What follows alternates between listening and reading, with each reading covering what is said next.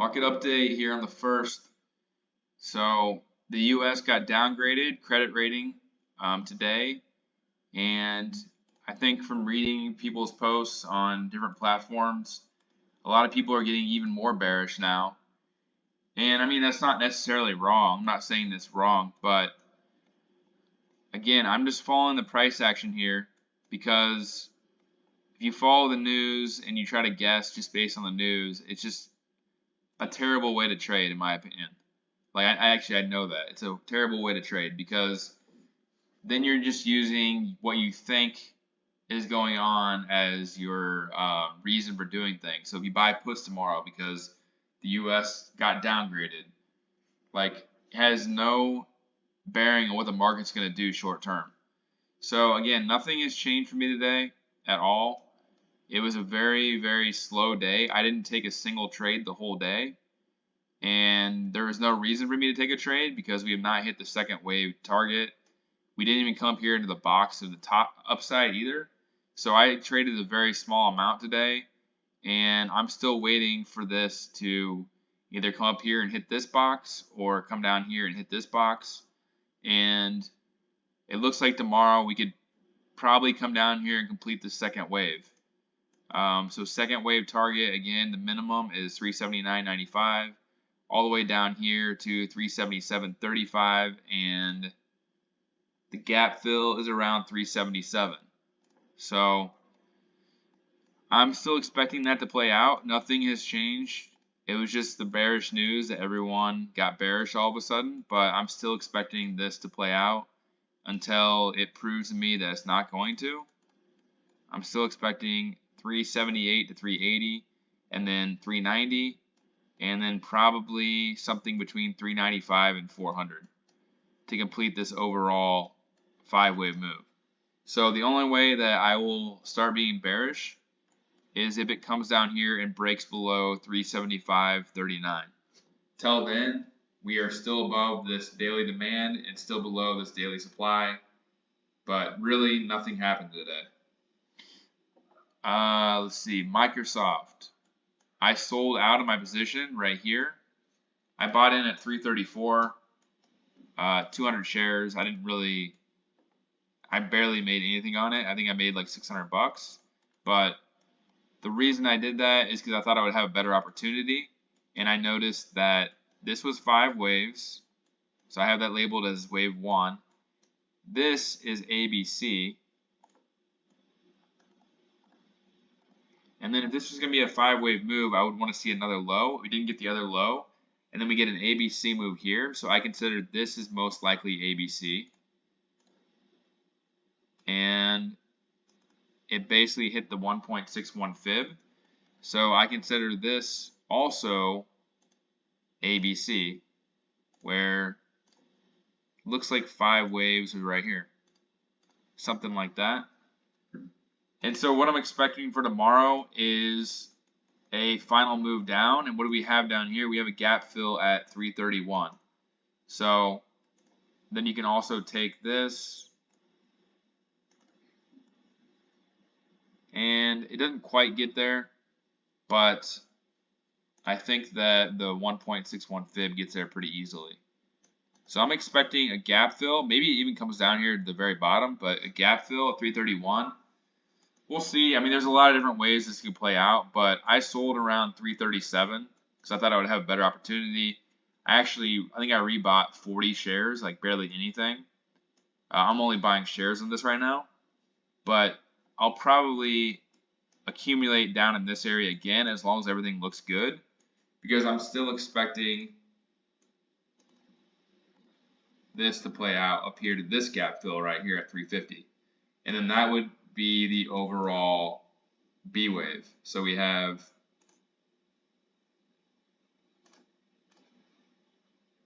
A, B, and then right there, look at that, the 1.61 fib is right around 349. So that's kind of what I'm looking for. This looks like an expanded flat, 1, 2, 3, 4, 5. That's what I see right now. We'll see. It can definitely change tomorrow. But for right now, I'm looking to buy.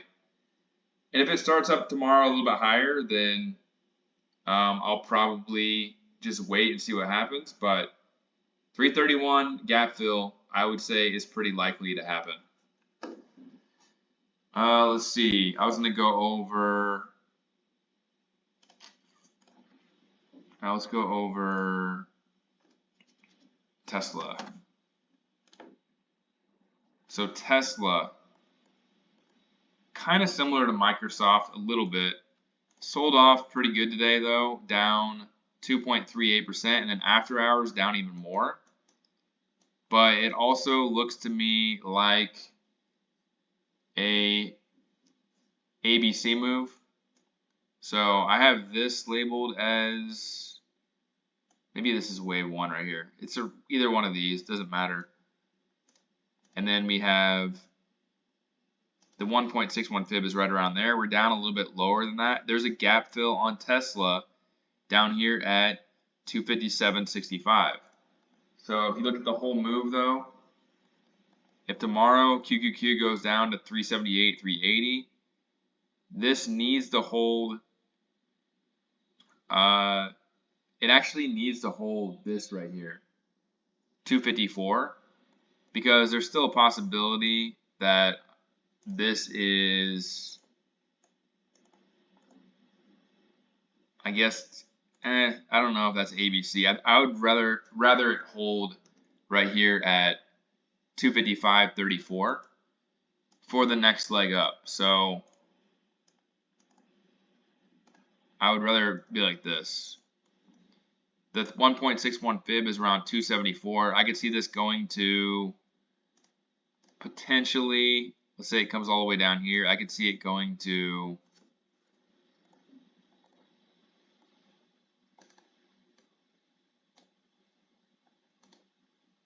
potentially 280, 282. And if we're lucky, all the way up here for the gap fill, but I don't really see it right now. The 1.61 fib of this move right here is at 284. So it's possible it goes to 284. But right now, the only thing to focus on, we are in demand and we need to hold right here at 255. And then a third wave can start higher. So that's Tesla. We got Microsoft out of the way, QQQ. How about AMD? They had earnings today. It's at 120.80. I didn't like this at all before earnings, and I still don't really like it here at all. It's up a little bit after hours, but the setup, I don't like it at all. And I actually traded this last couple of weeks ago on July 11th. I bought around 111 because I just saw this. And I was like, okay, it's at 111. It's going to go to at least 120. I sold around 118, 120. It went all the way to 122. And that was ABC right there. And then we got a 5-wave move after that. So we have 1, 2, 3, 4, 5. And then we get a bunch of chop right here, which means this is a corrective move. So we have impulsive, corrective. And so that means that the next move is more than likely going to be, at the minimum, this.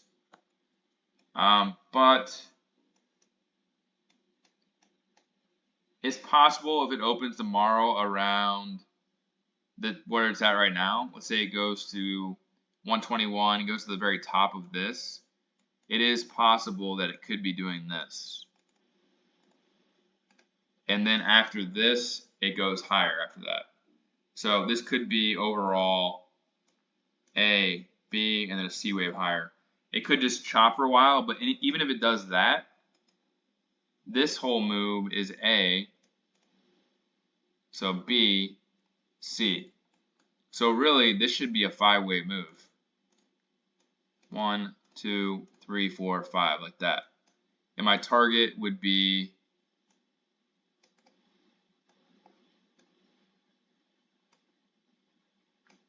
down here at like 97 bucks.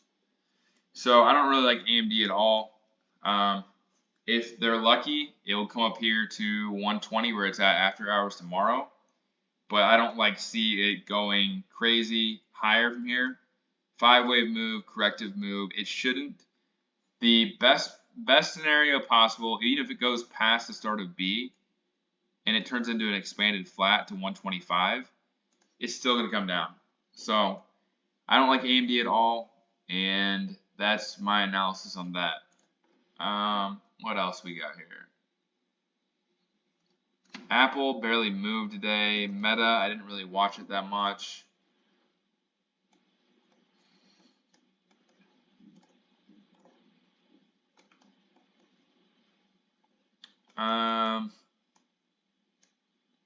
This is supposed to be a fourth wave. Let's see. It looks like a fourth wave to me. Kind of an extended one though. ABC, pullback. So this right here could be a first wave higher. So maybe this is one. And then we got A, B, and this sets up perfectly for a pullback, potentially to 319, where it's at right now, maybe 318, maybe 316. But that would probably be a buy the dip, even though we are getting towards the end of this move. If you're going to buy the dip on this, the stop's got to be below 314.70, with potential to go all the way up to 329 and then probably like 335 to 340. So that is it. I'm still expecting the same move that I was yesterday, despite all the bearish news. I really want to buy down here between 375 and 379 for the next move higher, as long as it holds 375.45. So that is it for this one. Let me know if you have any other stocks you want to be looked at. Hit the like button if you like the content. Subscribe as well. And I will catch you tomorrow with more updates. Have a good night.